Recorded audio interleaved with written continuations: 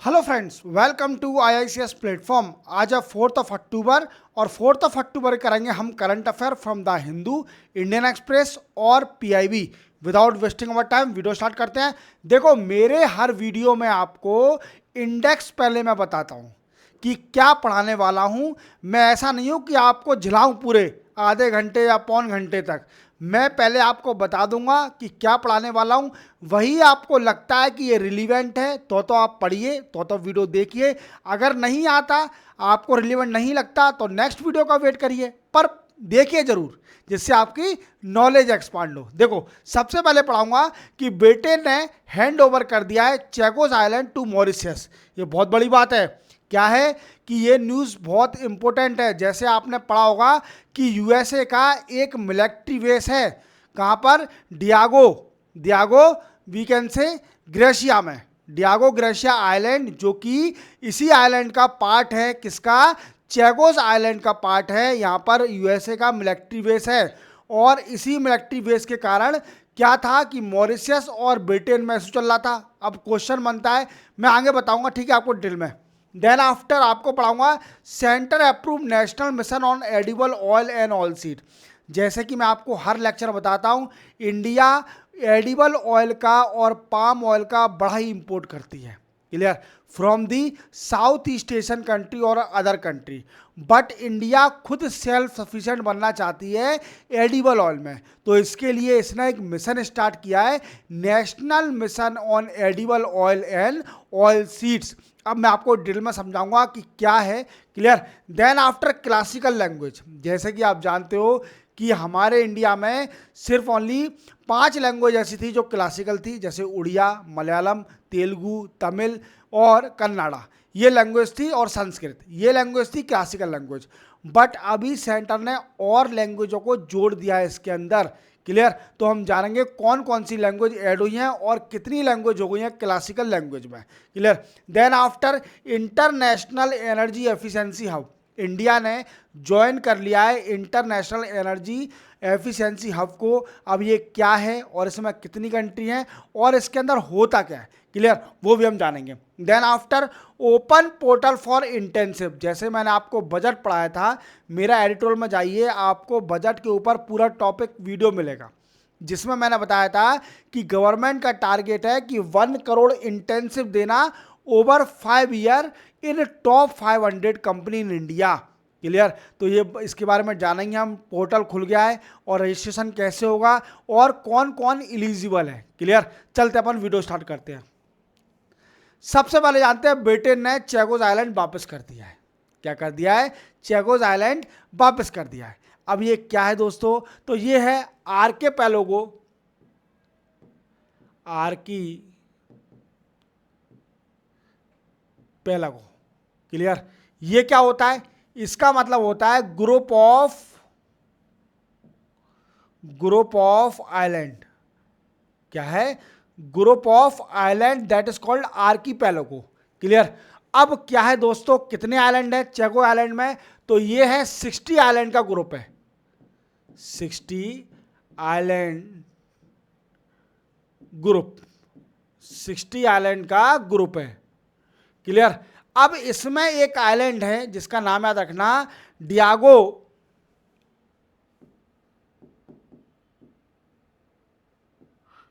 Gratia, इसका नाम याद रखना। क्या है? Diego gratia. अब ये क्यों इंपॉर्टेंट है? क्योंकि दोस्तों क्या है कि यहां पर USA का मिलिट्री बेस है, USA का मिलिट्री बेस है, क्लियर। अब डियागो ग्रेशिया क्या है? एक चियागो आइलैंड का पार्ट है, एक आइलैंड है जहां पर USA का मिलिट्री बेस है, क्लियर।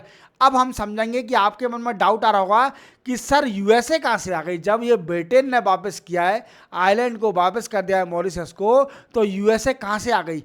तो USA को इसने लीज पर दे दिया था। क्या? ब्रिटेन ने इसको लीज पर दे दिया था, एक आइलैंड को, डियागो ग्रेशिया आइलैंड को लीज पर दे दिया था ब्रिटेन ने। अब हम समझते हैं कब से कहानी स्टार्ट हुई। देखो, ये कहानी स्टार्ट हुई 1814 से, 1814 से कहानी स्टार्ट हुई। जो मॉरिशस मॉरिशस कंट्री थी, ये अंडर ब्रिटेन थी, अंडर ब्रिटेन मीन्स कॉलोनिज्म था यहां पर। क्लियर? जैसे इंडिया हमारे ब्रिटेन के राज में थी, ऐसे ही मॉरिशस भी थी 1814 से। क्लियर? अब क्या है दोस्तों कि 1965 में, वी कैन से 1965 में, इसको रफ कर लेता हूं, अच्छे समझाता हूं। 1965 में क्या किया कि जो मेन पार्ट था, मेन पार्ट ऑफ मॉरिशस को डिटैच कर दिया, डिटैच फ्रॉम चैगोस आइलैंड। कहां से डिटैच कर दिया? चैगोस आइलैंड से 1965 में ब्रिटेन ने मॉरिशस को चैगोस आइलैंड से डिटैच कर दिया, मींस चैगो आइलैंड को अलग कर दिया मॉरिशस से, और ये ब्रिटेन के अंडर चला गया। क्लियर? और 1960 में, 1966 में ब्रिटेन हैंड ओवर, कौन सा? Diego, we can say Garcia island to USA. USA को डियागो ग्रेशिया आइलैंड लीज पर दे दिया 1966 में। क्यों दे दिया लीज पे? क्योंकि यूएसए कह रही थी कि हम इंडियन ओशियन पर अपना एक मिलिट्री बेस बनाना चाहते हैं, तो इसको 1966 में यूएसए को लीज पर दे दिया डियागो ग्रेशिया को, इस आइलैंड को, जो कि पार्ट है चैगोस आइलैंड का। क्लियर? और 1970 में जो लोग डियागो ग्रेशिया पर रह रहे थे आइलैंड पर, उनको रीलोकेट कर दिया, एविक्ट कर दिया। कहां पर? मॉरिशस में। या आप मॉरिशस में रहने जाओ, इस आइलैंड को खाली कर दो, वी कैन से एविक्ट कर दिया, एविक्ट टू मॉरिशस। क्लियर? और इसी बात से क्या हुआ कि जो अब क्वेश्चन बनता है कि कितने लोग डियागो ग्रेशिया पर रह रहे थे, तो अप्रोक्सीमेटली 2000 लोग रह रहे थे। कहां पर? डियागो ग्रेशिया में। 1970 को ये एविक्ट कर दिया लोगों को मॉरिशस के अंदर। अब तभी से इशू चल रहा है कि चैगो आइलैंड को वापस करना चाहिए, डीकोलोनाइजेशन करना चाहिए, क्योंकि ये अंडर मॉरिशस का पार्ट है, मॉरिशस का आइलैंड है, पर ब्रिटेन इस पर राज कर रही है। क्या कर रही है? ब्रिटेन इस पर राज कर रही है, और यूएसए को हैंड ओवर कर दिया है, लीज पर दे दिया है, टू मेकिंग और setup the military base in Diego Garcia island which is part of the Chagos island. Clear? याद रखोगे। अब क्या हुआ दोस्तों कि अब कई सारी लड़ाई के बाद मॉरिशस को इसकी सॉवरेनिटी मिल गई है, मॉरिशस को इस आइलैंड की सॉवरेनिटी मिल गई है। तो याद रखोगे, सॉवरेनिटी मिल गई। देन आफ्टर एक और चीज याद रखना, इसने बोला भी है कि है ना, मॉरिशस हर चैगो आइलैंड पे वी कैन से अपना हैंड ओवर कर सकते हैं, कुछ भी कर सकते हैं, बट अभी डियागो ग्रेशिया पर कुछ नहीं कर सकते, क्योंकि वहां पर यूएसए का मिलिट्री बेस है। मीन्स सॉवरेनिटी मिल तो गई है सारे आइलैंड की, चैगो आइलैंड की, बट एक आइलैंड को छोड़कर जो कि डियागो ग्रेशिया है, जहां पर यूएसए का मिलिट्री बेस है। क्योंकि 2016 में जो कि फॉरेन मिनिस्टर थे ब्रिटेन के, उन्होंने एक्सटेंड कर दिया, एक्सटेंड लीज टाइम टिल 2036 तक। क्या कर दिया? 2016 में फाइनेंस मिनिस्टर जो ब्रिटेन के थे, उन्होंने यूएसए का जो लीज टाइम था उसको एक्सटेंड कर दिया 2036 तक। कितना टाइम तक? 2036 तक। तो आप पूरी तरह समझ गए होंगे कि चैगोस आइलैंड क्या है और डियागो ग्रेशिया क्या है, यहां पर क्या है, यूएसए का मिलिट्री बेस है। बट ये अनऑफिशियली कहा जाता है कि चाइना का जो बढ़ते जा रहा है, वीकेंड से जो झूठे झूठे क्लेम करती है चाइना, उसको रोकने के लिए मिलिट्री बेस बनाया गया था। और मॉरिशस की कई बार लड़ाई चल रही थी इसके कारण, और इंडिया ने भी एप्रिसिएट किया ब्रिटेन को कि डीकोलोनाइजेशन होना चाहिए, मतलब किसी भी देश का किसी दूसरे देश के ऊपर वी कैन से इन्फ्लुएंस नहीं होना चाहिए। हर देश सॉवरेनिटी होना चाहिए, हर देश के खुद ही डिसीजन ले सके। जैसे हमारा भारत देश है, हम अपने खुद के डिसीजन खुद ही लेते हैं, किसी दूसरे कंट्री का इन्फ्लुएंस नहीं होता। ऐसे ही मॉरिशस का एक चैगोस आइलैंड था, इसमें भी इंडिया का वी कैन से इंडिया ने खुश हुए कि ब्रिटेन ने वापस कर दिया इस आइलैंड को। इसी बात से अपन चलते हैं नेक्स्ट क्वेश्चन पर, नेक्स्ट न्यूज़ पर। नेक्स्ट है S Jaishankar will visit in Sri Lanka.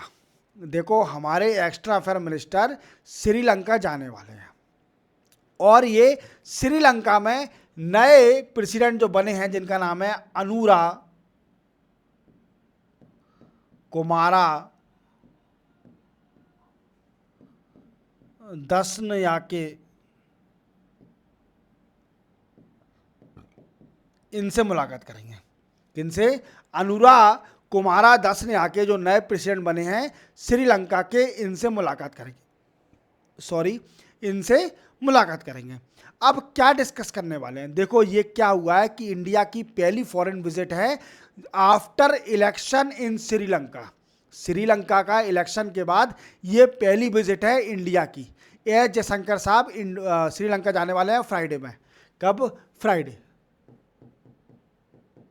Means आज ही जाएंगे, क्लियर। और ये डिस्कस क्या करने वाले हैं? सबसे पहले डिस्कस करने वाले हैं इंडिया का इन्वेस्टमेंट। इंडिया इन्वेस्टमेंट इन श्रीलंका। क्या है? इंडिया का इन्वेस्टमेंट इन श्रीलंका, क्लियर। दूसरा क्या डिस्कस करने वाले हैं कि we can say regional tension पर। Next we can say freedom of Tamil minority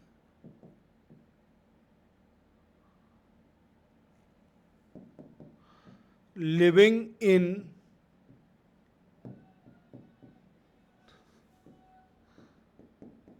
Sri Lanka. अब ये देखना बाकी है कि ये जो मार्क्सिस्ट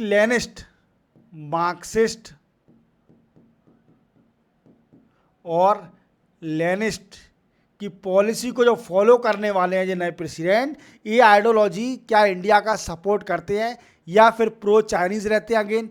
तो ये देखना जरूरी है, क्योंकि हमारा इंडिया का मेन ही मोटिव है सिर्फ ओनली एक ही कि नेवर फर्स्ट। क्या है? पड़ोसी देश पहले, देन आफ्टर जो भी देश होंगे उनको देखा जाएगा, क्लियर। तो पहला हमारा पॉलिसी है कि never first then after other country, clear. तो ये डिस्कस करने वाले हैं और मैं आपको कल बताऊंगा क्या डिस्कस होता है इन दोनों के बीच में। सिंपल मैंने बता दिया है, क्लियर। चलते अपन नेक्स्ट उस पर। नेक्स्ट है centre approve national mission on edible oil and oil seed. देखो दोस्तों, जैसे आप जानते हो कि हमारे इंडिया में ऑयल बड़ा खाया जाता है, वीकेंड से पिया जाता है, क्लियर। और इसी कारणवश हम लोग जो प्रोडक्शन तो कर रहे हैं, हम अप्रोक्सीमेटली कितना 12.3 मिलियन टन, इतना हमारे इंडिया में अभी एडिबल ऑयल वीकेंड से प्रोडक्शन होता है। क्या होता है? प्रोडक्शन होता है 12.3 मिलियन टन एडिबल ऑयल हमारे इंडिया में प्रोडक्शन किया जाता है, क्लियर। अब क्या है कि और हम approximately 58% of the consumption of the edible oil are imported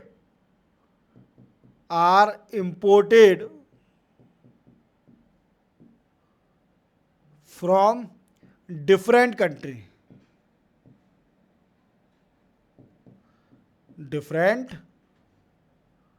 countries. मतलब जितना हमारे इंडिया में कंजम्पशन किया जाता है, तो जितना उसमें से 58% तो हम इंपोर्ट ही करते हैं।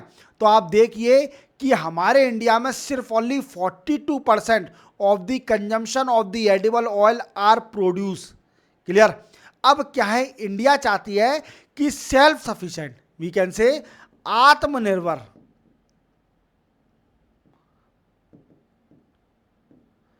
आत्मनिर्भर बनने के लिए इंडिया को अपना एडिबल ऑयल का प्रोडक्शन बढ़ाना पड़ेगा। क्या बढ़ाना पड़ेगा? एडिबल ऑयल का प्रोडक्शन बढ़ाना पड़ेगा। अब आपके मन में आ रहा होगा कितने तरह के ऑयल है, तो देखो सोयाबीन का आता है, सोयाबीन, ग्राउंडनट, वी कैन से सीसम, सनफ्लावर, क्लियर, ये सारे ऑयल आते हैं एडिबल। क्लियर, आप पीते होंगे सरसों का तेल पीते होंगे, या फिर आप पीते होंगे रिफाइंड का तेल, तो कई सारे ऑयल आते हैं। क्लियर, बट इंडिया इंपोर्ट करती है, कंजम्पशन जितना भी ऑयल कंजम करा जाता है उसका 58% इंडिया इंपोर्ट करती है from different country, and that is make a we can say adversely effect on the Indian foreign reserve. क्या है? इंडिया के फॉरेन रिजर्व पे एडवर्सली इफेक्ट करता है ये।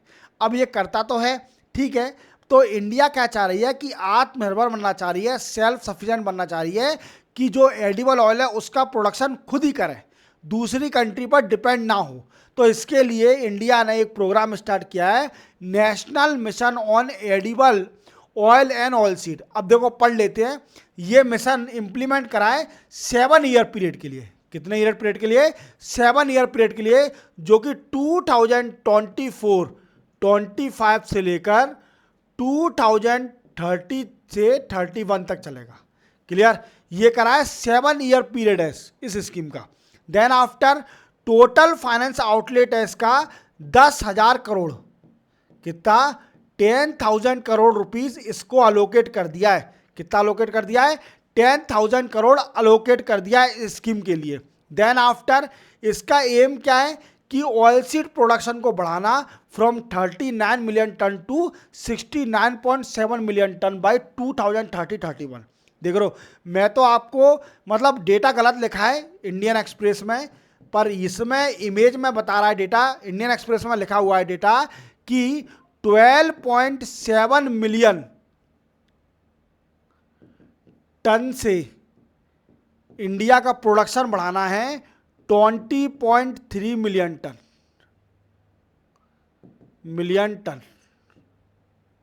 बाय 2031। ये लिखा हुआ है इंडियन एक्सप्रेस या हिंदू का डेटा है ये। क्लियर, हाँ इंडियन एक्सप्रेस का ही डेटा है। क्लियर, और ये इमेज बता रही है कि इसका एम है 39 मिलियन टन। अभी हमारे इंडिया में 39 million tonne we can say production होता है, और 2031 तक 69.7 मिलियन टन प्रोडक्शन बढ़ाना है, मिलियन टन प्रोडक्शन बढ़ाना है बाय 2031 तक। अब आप देख लीजिए कौन सा डेटा सही है, इमेज वाला डेटा सही है कि जो इंडियन एक्सप्रेस में दिया है वो डेटा सही है। क्लियर, इसका एम, ये इमेज बता रही है कि 39 मिलियन टन से प्रोडक्शन को बढ़ाना है 69.7 मिलियन टन तक बाय 2031, और इंडियन एक्सप्रेस कह रहा है कि 12.7 मिलियन टन से बाय 2031 तक 20.3 मिलियन टन प्रोडक्शन बढ़ाना है। क्लियर, अब देख लेना, और इसके लिए एक साथी पोर्टल भी लॉन्च किया है जो कि स्टेट को कोऑर्डिनेट कर सके, वीकेंड से बातचीत कर सके और कैसे प्रोडक्शन बढ़ाए, तो उसके लिए साथी पोर्टल भी लॉन्च किया है।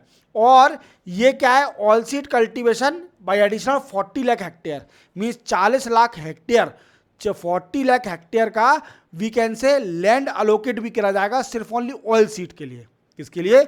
ऑयल सीड के लिए। तो आप समझ गए होंगे कि हमारे इंडिया में कैसे ऑयल सीड का प्रोडक्शन बढ़ेगा। That is a major reason, that is why central government approve the national mission on we can say edible oil and oil seed. तो आप पूरी तरह समझ गए होंगे कि इसका मेन मोटिव क्या है, national mission on edible oil और ऑयल सीड। क्लियर, चलते अपन नेक्स्ट न्यूज पर। नेक्स्ट है क्लासिकल लैंग्वेज। देखो दोस्तों, हमारे इंडिया में क्या हुआ था कि 2004 में एक प्रोग्राम आया, वीकेंड से प्लान आया, या वीकेंड से कुछ भी कह सकते हैं, ठीक है, इनिशिएटिव आया कि 2004 में कि कुछ लैंग्वेज को क्लासिकल लैंग्वेज का टैग दिया जाएगा, कुछ लैंग्वेज को क्लासिकल लैंग्वेज का टैग दिया जाएगा। क्लियर, और ये टैग किस लैंग्वेज को मिलेगा? जिसकी प्राचीन एंटिक्विटी ऑफ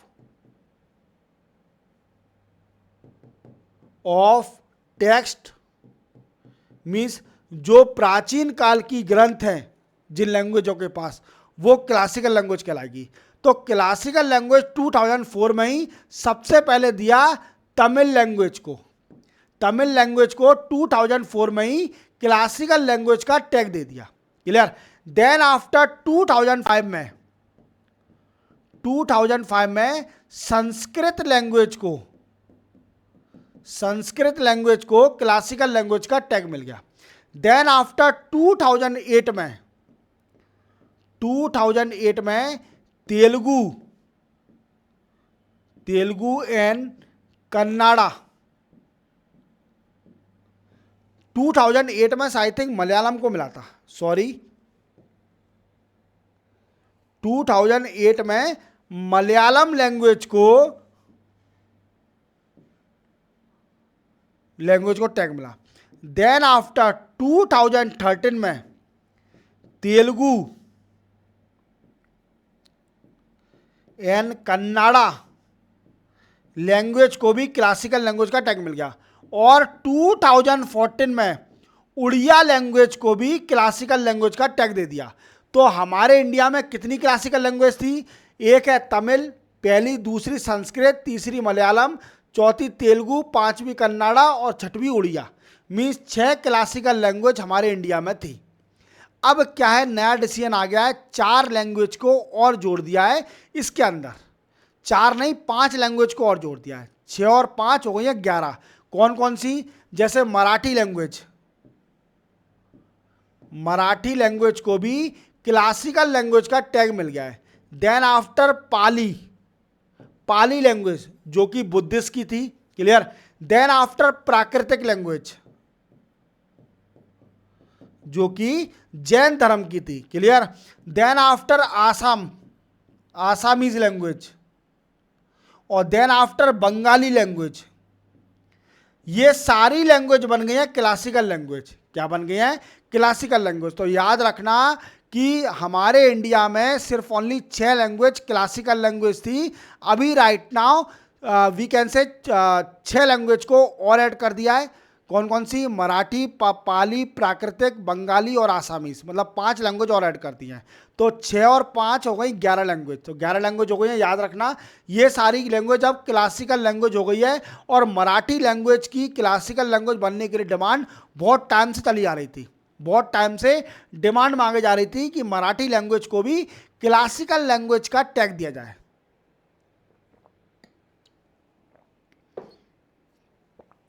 क्लियर। चलते हैं नेक्स्ट उस पर। नेक्स्ट है इंटरनेशनल एनर्जी एफिशिएंसी हब। क्या है दोस्तों? ये इंटरनेशनल एनर्जी हब है जो कि इंडिया ने अभी ज्वाइन कर लिया है। सिंपल सी न्यूज़ है, इंडिया ने इंटरनेशनल एनर्जी एफिशिएंसी हब को ज्वाइन कर लिया है। अब ये है क्या? तो ये है 16 कंट्रियों का एक ग्रुप है, 14 कंट्रीज ग्रुप। इसमें होता क्या है? To share strategic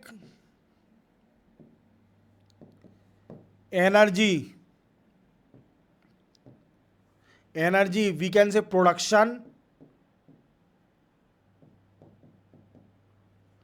and innovation solution.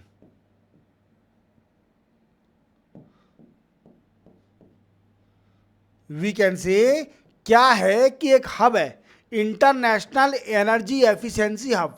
इसमें क्या है, इंडिया ने इसको ज्वाइन कर लिया है और इसका मेन मोटिव होता है to share the strategic energy production और innovation we can say practice और सॉल्यूशन। क्या है कि जैसे energy practice we can say production भी बोल सकते हैं और प्रैक्टिस भी बोल सकते हैं।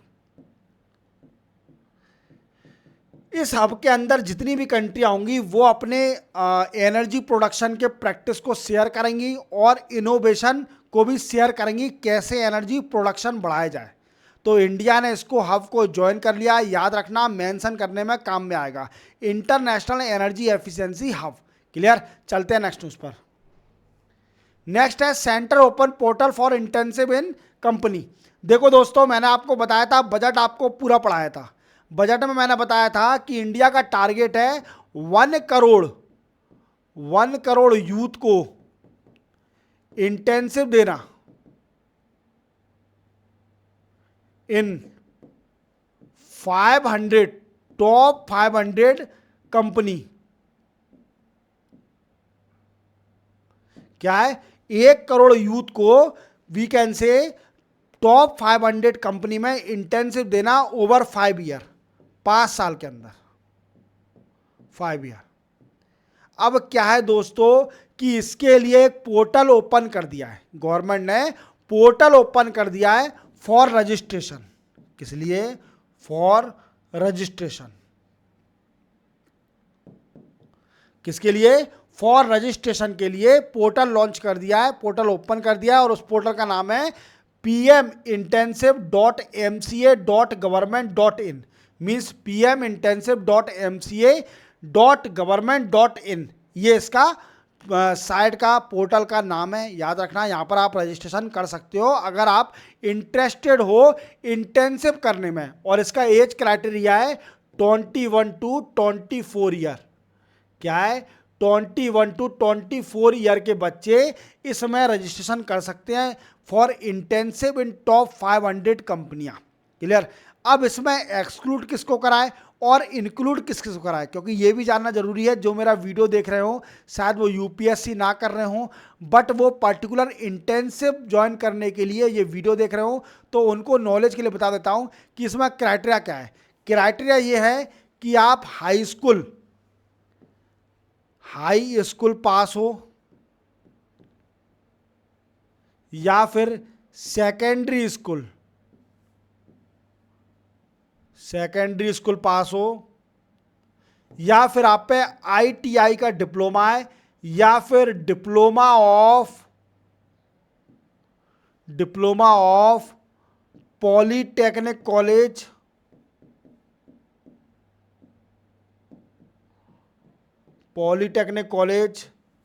बीए किया हो, या फिर बीकॉम किया हो, या फिर बीसीए किया हो।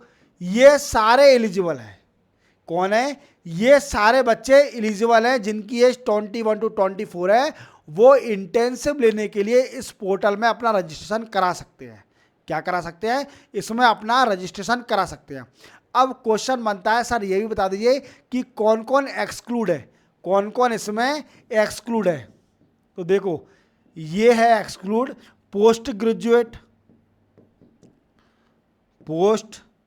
ग्रेजुएट बच्चा एक्सक्लूड है इसके अंदर। और वी कैन से जिसके पास इंजीनियरिंग की डिग्री है, इंजीनियरिंग, या फिर वो एक आईआईटी से पास आउट है, आईआईएम से पास आउट है। क्लियर? और इसी के साथ जिसकी we can say government employ है, government employ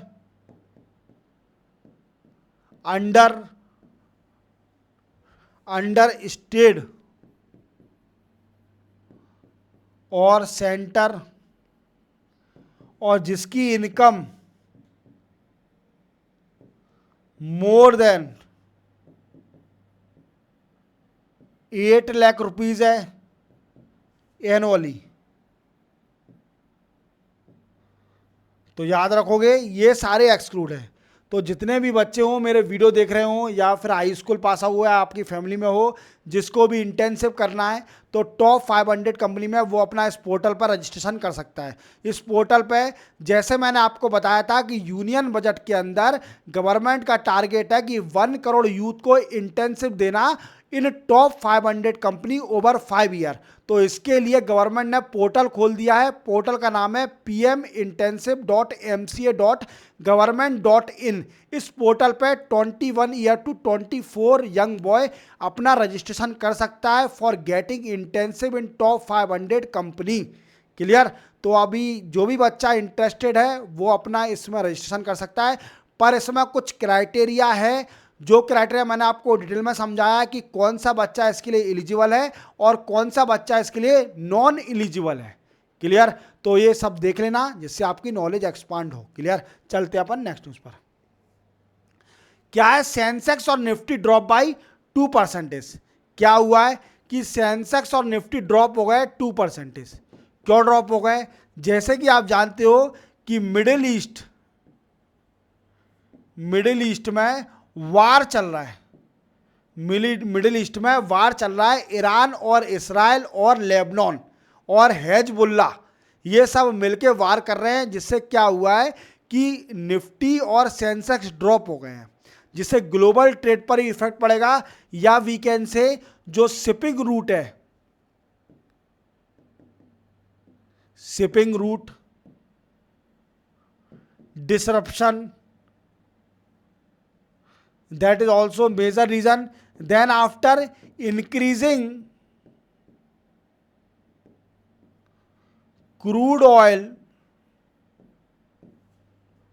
price due to tension, crude oil price. मैंने आपको कुछ टाइम पहले एक न्यूज़ बताई थी कि जो हैती है, वी कैन से यमन में एक रिबेल ग्रुप है।